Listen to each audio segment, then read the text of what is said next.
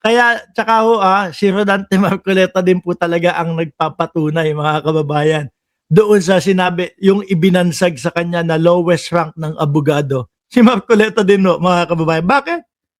Biruin mo, sa tanang buhay ko ho, mga kababayan, siguro yung iba nakakalusot. Pero sa mga ganitong pagkakataon, eto lang po yung abogado yata na mismong sarili niya, inilubog niya.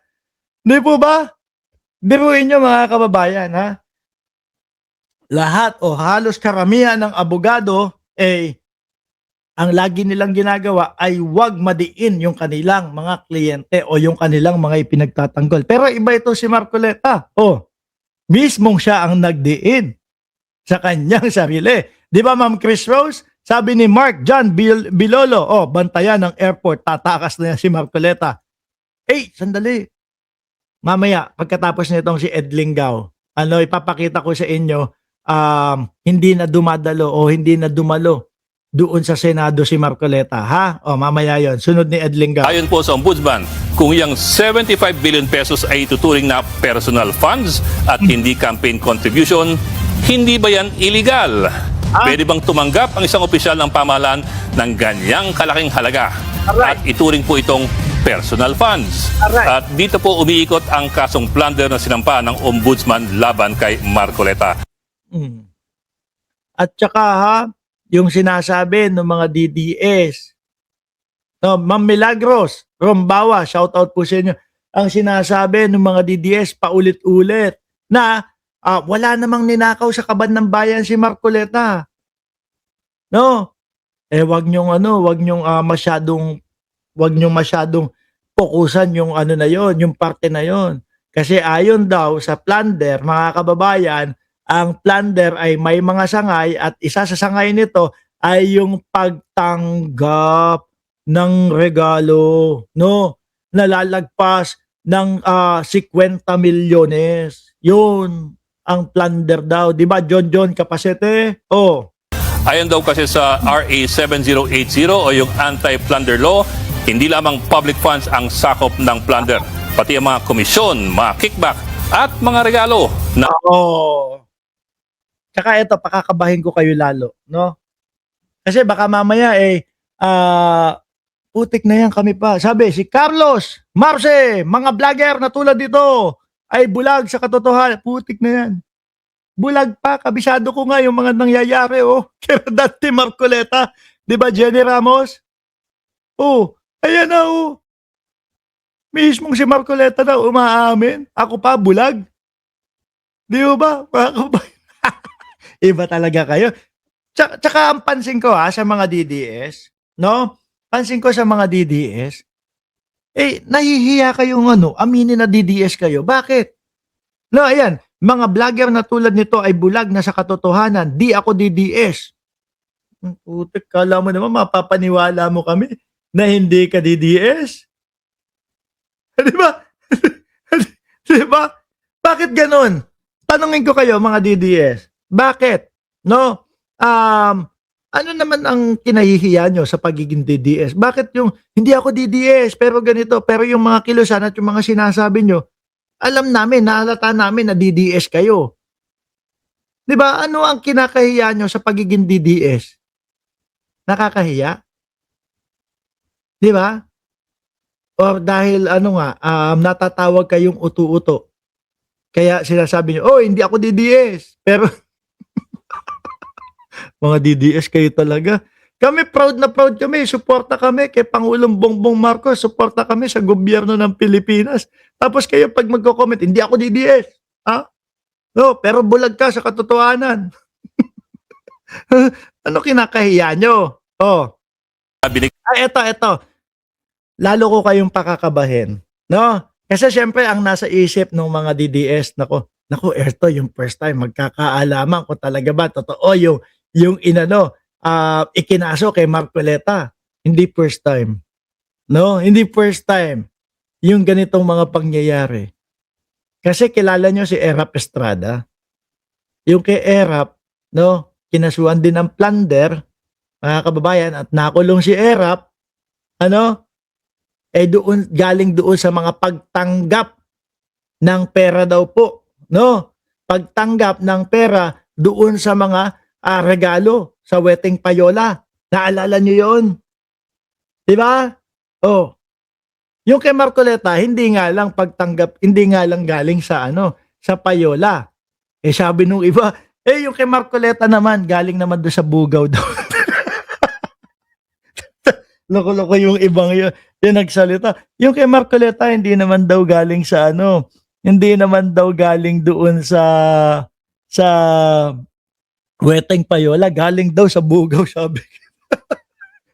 Natawa ako, biglang bumalik sa alaala ko yung nire-read, yung bahay bembangan ni Defensor Guys, isang opisyal ng gobyerno dahil po sa kanyang posisyon, matuturing na plunder kung abot po ito ng 50 million pesos. At yan po ang tingin ng ombudsman sa binigay na 75 million kay Marcoleta. Kung hindi raw yan campaign donation na pinapayagan naman ng mga election laws, yan po ay napakalaking regalong pera na binigay ng mga pribadong individual sa isang public official. O kayo mga DDS, sige nga, may magbibigay ba sa akin ng 10,000 piso na lang? 10,000 na lang na walang kapalit? Eto, pinag-usapan dito, 75 million 30 million galing kay galing dito kay Defensor. Baka kaya hindi isinulat ni Rodante Marcoleta doon sa kanyang sose dahil alam niya nakakailanganin siya ni Defensor pagdating ng panahon. At kapag nakita, naku, kaya naman pala pinagtatanggol ni Marcoleta itong si Defensor. Pinakamalaking campaign donor pala ito si di ho ba mga kababayan? Baka yun yung iniisip niya. Kaso siya mismo yung umamin. Siya mismo ang naglantad. Jen, natanggap ko naman talaga nung ako ay congressman. Nailusot yung sa COMELEC, hindi lumusot sa ombudsman. Kaya ngayon, si Marcoleta, tolero siguro mga kababayan. Dagdag pa dyan, ang mga ebidensyang hinahain ng ombudsman ay galing kay Marcoleta mismo. Yan tapos sasabihin nyo, ako bulag. Mismo, ayan, ibinabalita na sa inyo. No, na yung mga ginagamit na ebidensya ay galing sa bibig ni Rodante Marcoleta. Sa isa pong interview sa Net25 noong November 2025, inamin ni Marcoleta na tumanggap siya ng pera sa mga taong nakiusap na hindi na niya pangalanan. Mga DDS, nasusundan nyo pa ba? Kaya pa? Kaya pa. Kung kaya pa, sige, itutuloy lang natin. Kung hindi kaya, kalabitin nyo yung katabi ninyo. No, sabihin mo, dalhin mo ako sa ospital. Bakit? Hindi na ako makahinga. Bakit? Pinapanood ko si Mark Ramos. No? Kapag ganun ang sitwasyon, naku, magpasugod na kayo sa pinakamalayong ospital. Baka ako pa yung maging sani ng inyong pagkamatay dyan. No? Pag hindi kinakaya yung mga pang-aasar, yung mga bardagulan dito sa channel ko, kumalabit na kayo ng katabi ninyo. Sabi, isakay mo na ako sa sakyan mo. Bakit?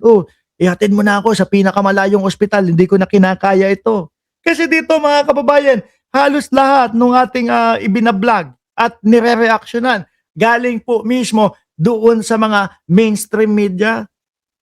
Bakit? Kasi yan po yung mga talagang pumupunta sa mga lokasyon. Talagang yan po yung mga nagsisiyasat. Talaga pong yan yung mga inaalam yung mga katotohanan para hindi tayo kagaya ng mga DDS na ayon sa aking puting ahas, ayon doon sa kakilala ko doon sa loob. No, may ganito daw, may ganyan. Ayun, pinagkakasuhan ng mga libel. 'Di ba? At least kung reaction video, eto talaga yun, mga kababayan. At ang sinasabi diyan sa balita na yan, galing sa bunganga talaga ni Marcoleta yung mga ebidensya laban sa kanya. 'Di ba? Sabi ni Ma'am Lisa Eunice, kakatawa talaga yung mga DDS na yan. Minsan kapag nalulumbay ho kayo, pagmasdan nyo ho yung mga pagmumukha ng mga DDS, lalo na po si Babyface, mga bossing. Tingnan mo, tingnan nyo yung mga pagmumukha ng DDS, mawawala ang inyong lumbay. No, pero ba naman parang nabagsak ka ng pinya. Hatuloy na natin to. Ayokong pumunta umabot dyan sa ganyang topic. Kalaunan, inamin niya sa COMELEC na ito po ang grupo ni Mike Defensor. Pero hindi lamang po yun. Sa interview na yan, inulit-ulit pa ni Marcoleta ang sinabi sa kanya ng grupo ni Defensor na ang kontribusyon na yan ay utang na loob na ni Marcoleta sa kanila. Ayun siya. Ibang klase.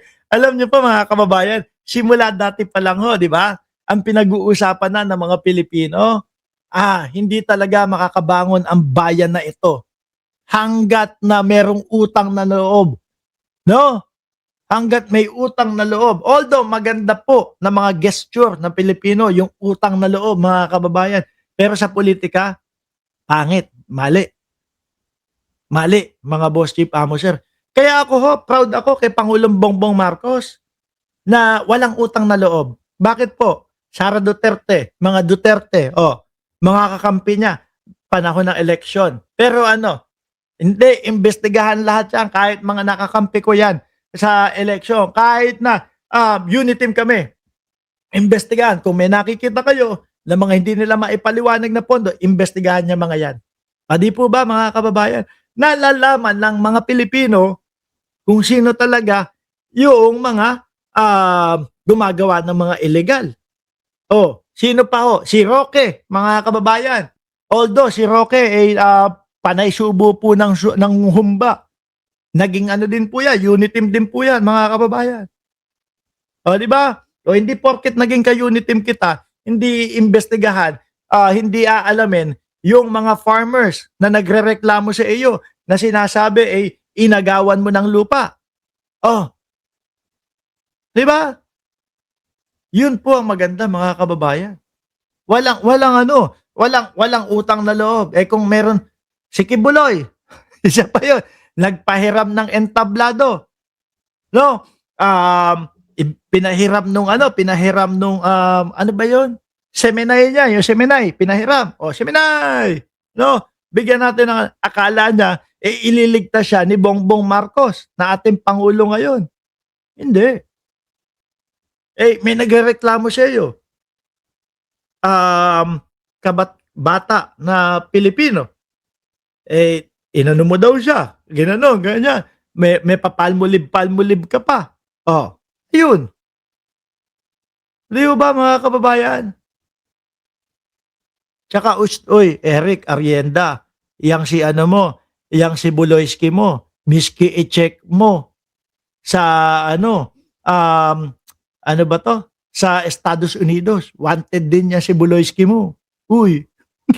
Di ba? Walang utang na loob, mga kababayan. At yan ang nakikita ko na maganda na katangian ng isang presidente. Isipin nyo na lang po, pinagtatanaw ang utang na loob niyang mga yan. Hanggang ngayon po, okay lang, confidential funds. Kahit hindi natin alam kung saan napupunta yan, okay lang. Ganun ang mangyayari dyan. Kay Roque, yung mga kababayan natin, yung mga magsasaka na inagawan daw ng lupa, hindi maririnig yung kanilang mga reklamo. Di ba? Si Chabit, ayun, sabit na din. Di ba? Kayo, alam nyo yan. Dati pa lang, alam nyo, walang makakaharang sa daanan ni Chabit Singson. Pero ngayon, tingnan mo, pati yung mga kababayan na nila. Di ba? Pati, gustong-gusto ko po kapag ka naiinis na bubuisit yung mga DDS. Pero, kagaya mo, Bepals, Palyones, o kagaya mo, kapag ka sumasakit na yung dibdib mo, magpasugod ka na sa pinakamalayong ospital. Ganun talaga dito sa channel ko, Bardagulan po Inumpisahan ko ng Bardagulan itong channel na ito. Hanggang ngayon po, no? Kaya dito, buenas kayo. Bakit?